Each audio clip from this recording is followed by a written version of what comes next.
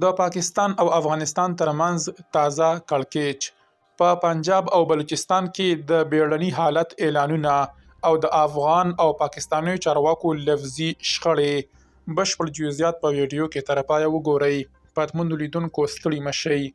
له افغان واکمنۍ سره له وروستیو نښتو وروسته په پاکستان کې د څو ایالتونو امنیتي تدابیر سخت کړل شوي او بیړنی حالت اعلان شوی دی.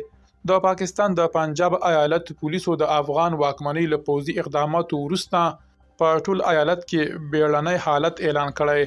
د دوی په وینا په جوماتونو، عبادت ځایو، د پولیسو مرکزونو او سفارتونو کې د خوندیتوب لپاره امنیتي تدابیر پراخ شوي دي.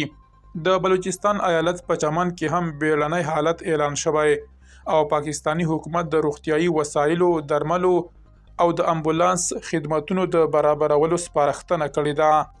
د دغو امنیتي اقداماتو ترڅنګ دواړو لورو قرآني آیتونه د خپلو پیغامونو د ملاتړ لپاره کارولي دي. د افغان واکمنۍ لوی ویان د قرآن کریم د یو آیت په یادولو اعلان کړی چې د پاکستاني ځواکونو د هوایي اقداماتو په ځواب کې یې د ډیورن کرښې پر مرکزونو پراخ یرغل پیل کړی او دعا یې کړې ده.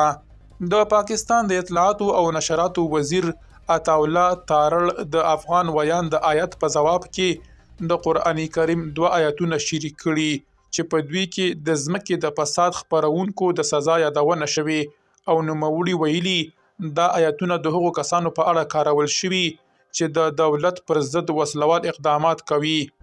دا څرګندونې په داسې حال کې کیږي چې د دواړو لورو ترمنځ پر ډیورن کرښه سختې نښتې روانې دي او دواړه خواوې یو بل ته د تلفاتو اړولو، د پوستو نیولو او ویجاړولو ادعاوې کوي. درنو لیدونکو له ملتیا مو مننه.